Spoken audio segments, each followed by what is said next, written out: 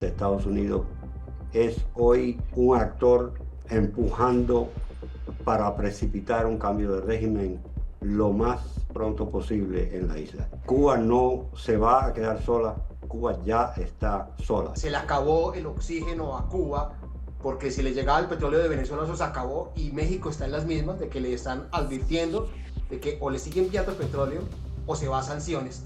Y pues la presidente Sheinbaum puede ser muy querida con los cubanos, pero tampoco creo que ha sido una mujer inteligente y no se va a meter en problemas. En un momento donde se ha avistado un globo de vigilancia, donde los buques aparentemente están llegando a las costas, ¿cómo definirías todo esto que puede ser la tormenta perfecta? Pues a ver, yo la verdad no lo esperábamos como que fuera tan rápido después de la caída de Nicolás Maduro, lo que llamamos en inteligencia permanente y sostenida de monitoreo.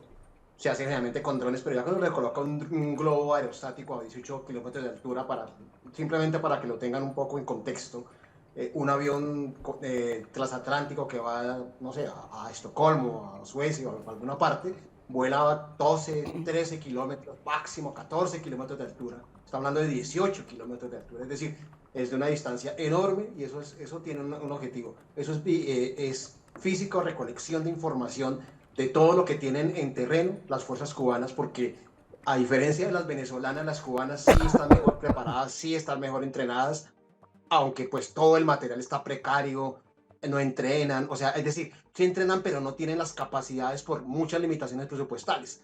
Lo que no esperamos es que empezara el anillo que hay en Venezuela, empezar a moverse lentamente, porque tampoco es que sea rápido, se empiece a mover y nos empiece a dar eso, porque con Cuba como que siempre había ese, digamos, ese mantener la distancia y no querer calentar la cosa, pero hoy por hoy eso cambió.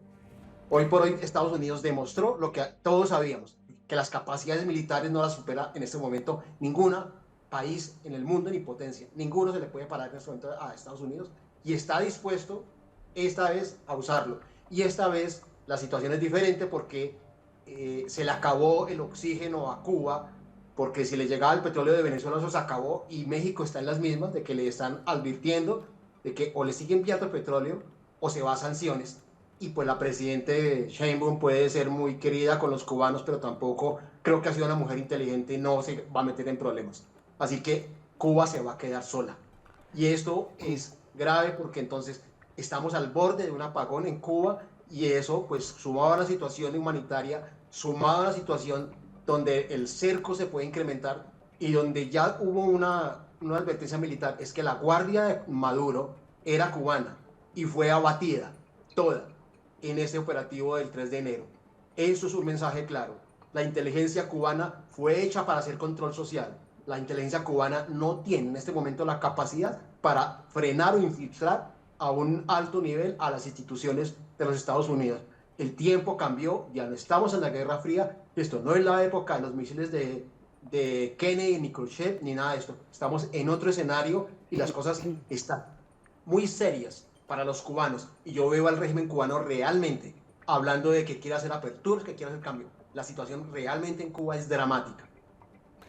Manfred, como experto que eres en seguridad internacional y sobre todo un experto en todo lo que tiene que ver con la parte militar también, quisiera que me ayudaras a entender un poquito ese papel del N-807, creo que es exacto, XR, conocido como el Ojo del Cielo. ¿Cuál crees que es la misión específica que está teniendo este aerostático?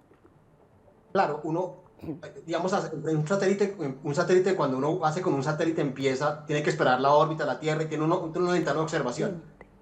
Un globo no, un globo se queda ahí y puede quedarse todo el tiempo que desee, todo el tiempo, y recoge toda la información y toda la información que puede hacer. Es decir, casi que puedo reconstruir el pasado de Cuba, por decirle algo. Puedo recuperar 30 días de información de qué sucedió, quién se movió en las bases, quién entró, qué JIT, qué vehículo, qué plataformas, qué tienen, y pues la gente que es experta en lo que se llama inteligencia de imágenes, que es una especialidad muy, muy fuerte sobre todo en la Fuerza Aérea, en la que las fuerzas aéreas de los países manejan esto, y la de Estados Unidos es la mejor.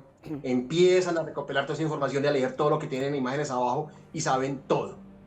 A qué hora las rutinas, a qué hora se mueven, cómo son los desplazamientos, cuál es el régimen interno de las unidades militares. La vida militar, las plataformas, la tienen la han recopilado, eso, y no sé, eso fue que se descubrió, eso puede llevar ahí más de 2, 3 meses fácilmente. Entonces, tienen una información realmente muy amplia y eso es lo que permite después empezar a trazar planes.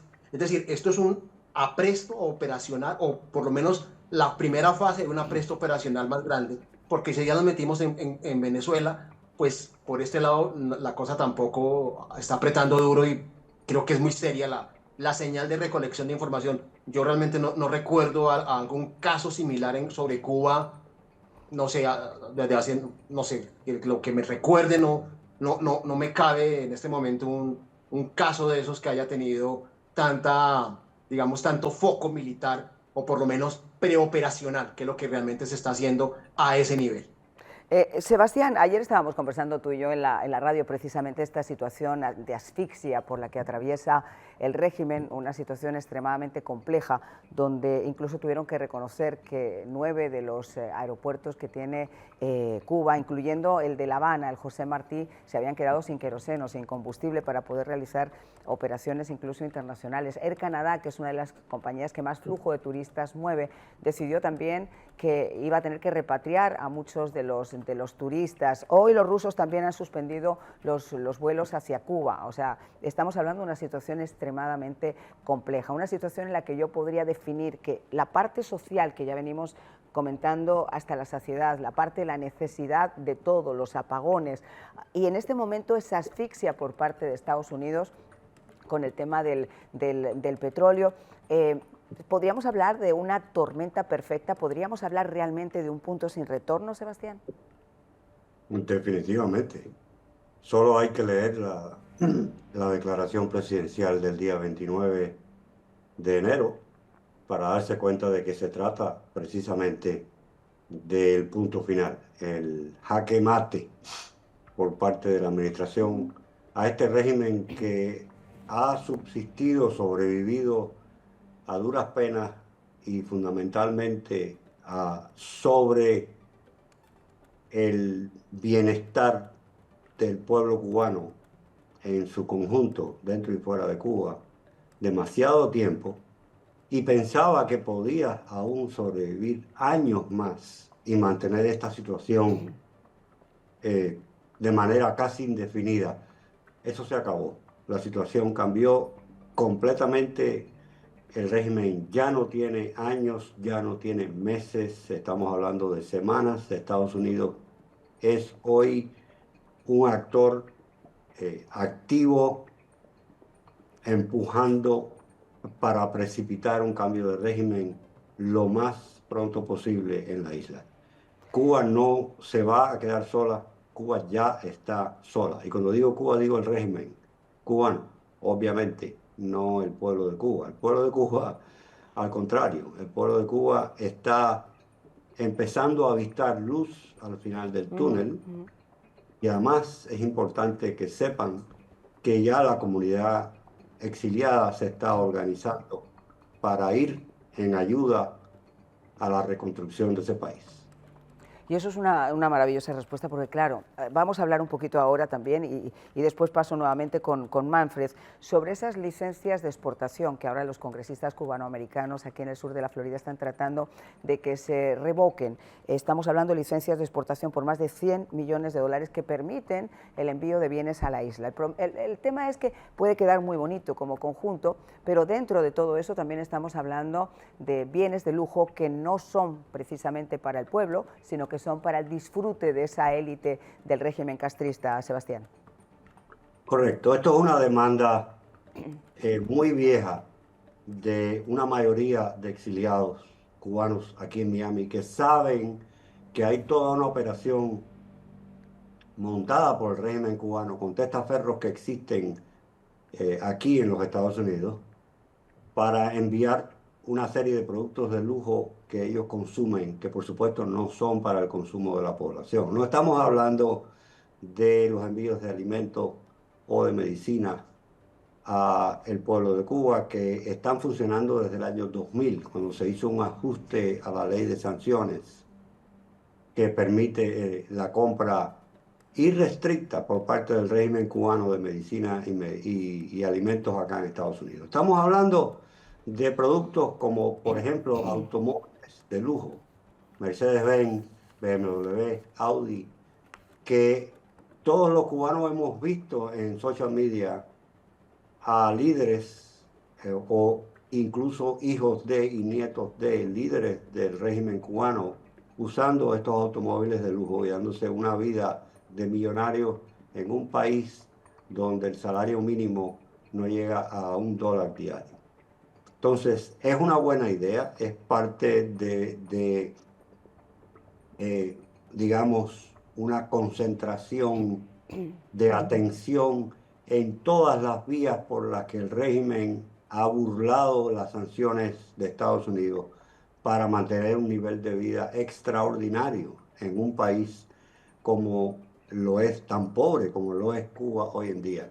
Y tenemos que recordar que en un momento de presión como el que estábamos describiendo en el momento anteriormente, depresión total, no es solo una razón práctica por parte de los exiliados cubanos en Estados Unidos de sumarse a esa presión, sino también tiene un valor simbólico enorme de que los cubanos americanos entienden que este es el momento de empujar, de aprovechar esta oportunidad para acabar con esta pesadilla de una vez. Quiero, antes de la pausa, preguntarle a Manfred, que como les estábamos comentando es uno de los expertos en seguridad nacional e internacional más prestigiosos. Hemos hablado en muchas ocasiones, Manfred, tú y yo, desde que estaban esos buques, ese músculo militar de Estados Unidos en aguas del Caribe. Ahora la cabeza de la serpiente está en Manhattan, el cuerpo de la serpiente se sigue moviendo en Venezuela, no nos podemos olvidar de eso, pero Estados Unidos sigue enfocado en la lucha contra el narcotráfico. En el día, creo que fue antes de ayer, se volvió a volar una narcolancha. En este caso hubo 2 supervivientes. Se ha sabido muy poquito de lo que hacen con los supervivientes, si están sometidos a interrogatorio, si los ponen después en libertad. ¿Qué nos puedes contar de esa narcolancha, Manfred? Digamos que es una serie de, y ahí va con lo del globo también. El globo, mira que el globo también tiene, es donde está ubicado. El globo está ubicado ahí entre el estrecho entre Estados Unidos y Cuba. Y claro, lo que están también vigilando no es solo, o sea, aparte del apresto militar, preapresto militar por lo menos, están revisando rutas, porque obviamente que ahí hay una prioridad y hay información, y eso hace mucho tiempo hay información de que posiblemente hay tráfico de narcóticos por esa zona. Entonces, ese es un punto. Y 2, lo de la lancha que fue destruida anteayer, si no estoy mal. Ese es el bombardeo número 37 que se hace desde que empezó toda esta ofensiva. Entonces, ¿qué se hace? Realmente como estamos bajo, digamos, en Estados Unidos, jurídicamente estamos bajo el título 10. Entonces, estamos bajo órdenes militares, prácticamente estamos bajo reglas de combate y reglas de operacionales. Entonces, estamos como si fuera esto se toma como un enfrentamiento militar, literalmente, y ya lo que decían las autoridades, pueden estar dando traslado a una base militar, a un interrogatorio, si es que sobreviven. Realmente la posibilidad de que sobrevivan a un misil de esos es muy baja. Si lo que sobrevive, pues sirve para inteligencia, para saber qué está haciendo, y pues como está bajo inteligencia, pues para un miembro de la inteligencia lo mejor es tener ese tipo de sobrevivientes y poderlo acceder a entrevistas para que le dé toda la información, y después se pueden acordar bajo esa ley, no sé, pasarlo, no sé, ser parte o reinfiltrarlo nuevamente. Es decir, es inteligencia, en esencia. Entonces, uno pasa necesariamente a la parte judicial, sino parte a no estamos en clave del código de leyes de Estados Unidos, estamos bajo el código operacional y militar. Entonces, puede interrogarlo, puede hacer una cantidad de situaciones para que le dé información, o puede volverlo y devolverlo e infiltrarlo. Eso también es posible. Es decir, estamos bajo reglas militares.